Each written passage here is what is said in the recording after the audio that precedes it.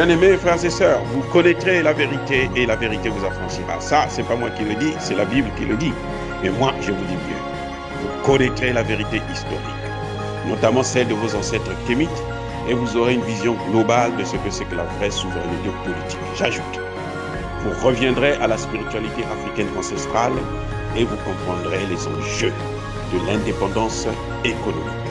Et pour terminer, vous accepterez votre identité culturelle kémite et vous obtiendrez deux choses. La première, c'est la paix. La seconde, c'est le développement, à une condition. L'unité de toute l'Afrique noire, l'unité de tous les Noirs du monde entier. Hôtel pas tous, bienvenue sur la chaîne des panafricanistes par essence, par conviction et par excellence. Celle des citoyens kémites par nécessité et obligation de combat.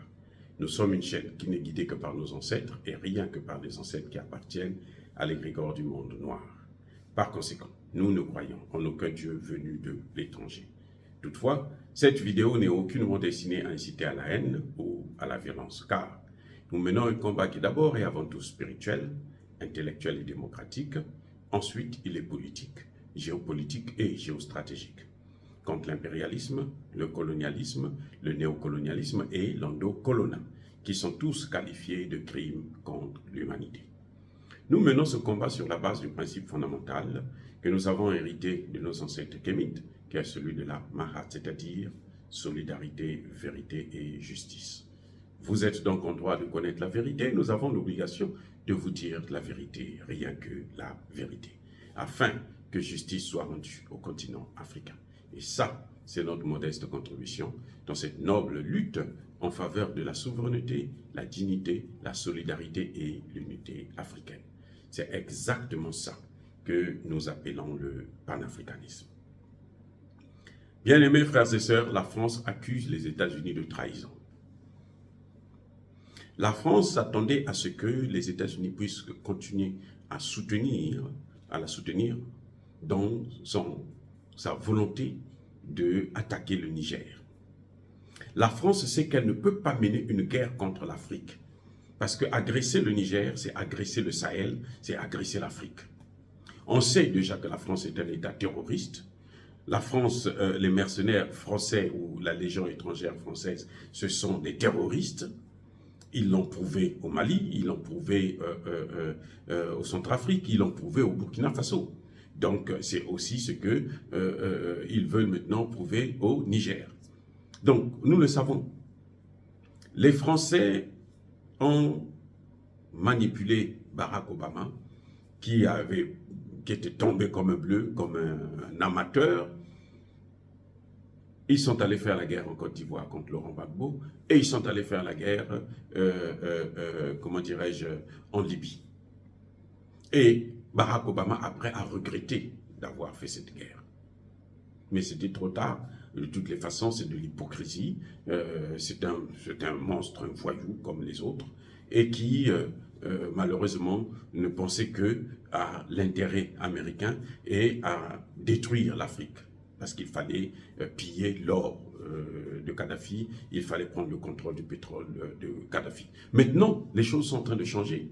Nous avons les BRICS qui sont en train de monter, nous avons les pays africains qui se réveillent et qu'ils ne veulent plus être sous la domination d'un pays, quel qu'il soit. Les États-Unis sont plus réalistes. Les États-Unis ont compris qu'une intervention militaire au Niger aurait des conséquences dramatiques, non pas pour le Niger, mais pour la France et pour les États-Unis. Et pour l'OTAN. Eh oui, parce qu'aujourd'hui, ces forces-là, ces pays de la sous-région, donc le Mali, le Burkina Faso et le Niger, sont des pays qui sont équipés. Vous avez aussi l'Algérie, qui sont équipés, qui sont capables de mener une guerre de haute intensité contre un pays comme la France, ou même une coalition de l'OTAN. Surtout que l'OTAN n'a jamais gagné une seule guerre. L'OTAN a toujours échoué. Elle a échoué en Irak, elle a échoué en Syrie, elle a échoué en Libye, elle a échoué en Afghanistan. Donc ce n'est pas en Afrique que l'OTAN va se passer pour une puissance militaire de grande envergure. Bref, Emmanuel Macron pense que c'est un jeu de venir tuer des pauvres Africains. Parce que Emmanuel Macron ne va jamais faire des guerres ailleurs. La France n'a jamais déclenché une guerre en Europe, par exemple. Elle, elle a trouvé là où elle peut bonder ses muscles, c'est en Afrique. Donc chaque fois que la France veut se divertir, elle vient tuer les Africains. Même quand les Africains viennent l'aider pour sortir de la guerre contre la Seconde Guerre mondiale, mais De Gaulle n'a pas hésité à Charonne de massacrer plus de 1600 Africains. Donc c'est un jeu pour les Français de tuer les Africains. La France a fait plus de 45 coups d'État en Afrique. Plus de 45 coups d'État en Afrique. Les Français ont été mêlés dans plusieurs coups d'État en Afrique. Et aujourd'hui, comme ils perdent le contrôle, ils n'ont plus le contrôle de ces coups d'État, ils se disent que les choses ne vont pas bien, surtout que les choses sont en train d'aller dans le sens où on ne veut plus de la France dans le Sahel. Et elle va finir par partir. Ça, je vous garantis, la France va quitter le Sahel. Si elle avait le soutien des États-Unis, peut-être qu'on pouvait dire que bon, il y aura un engrenage comme au Soudan, la guerre sera très longue et tout, machin, mais elle est seule. La France n'a pas pu faire la guerre en Libye. Ce n'est pas au Niger qu'elle va faire la guerre, parce qu'elle sait que derrière le Niger, vous avez le Burkina Faso, vous avez le Mali.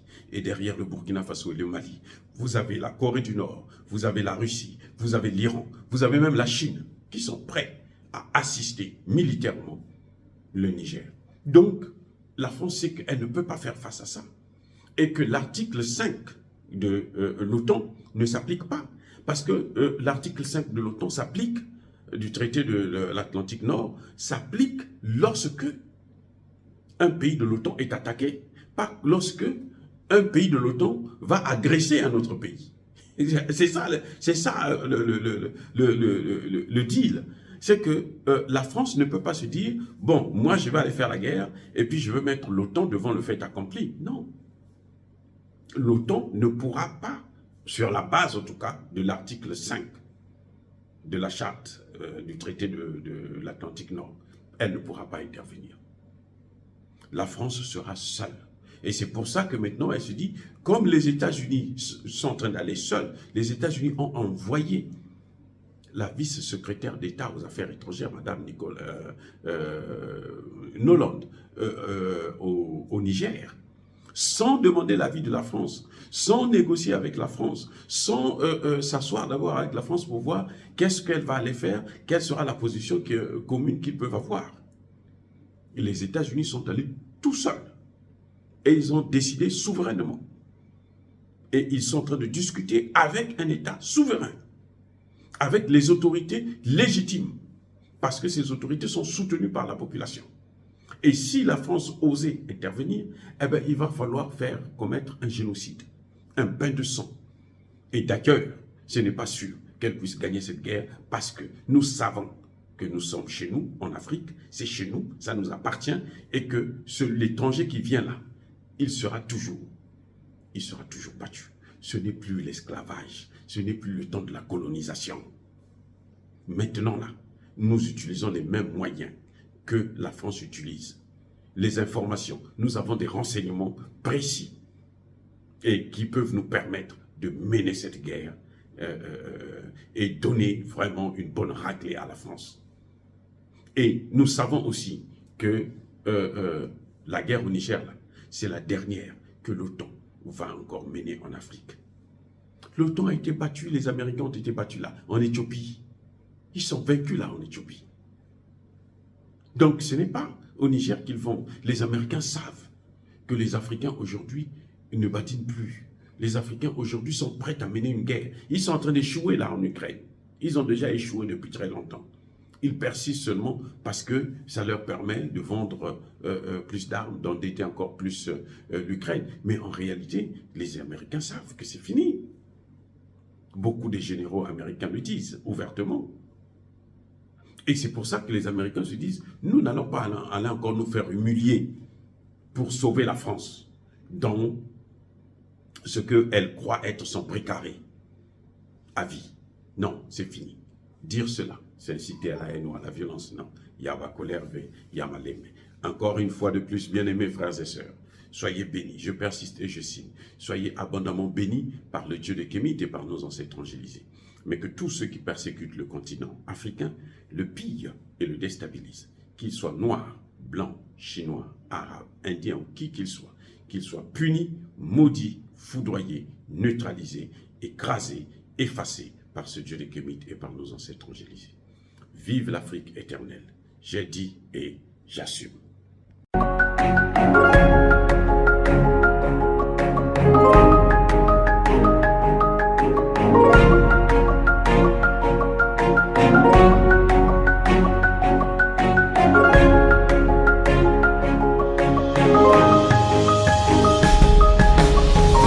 Eux, ils marchent par la foi et non par la vue.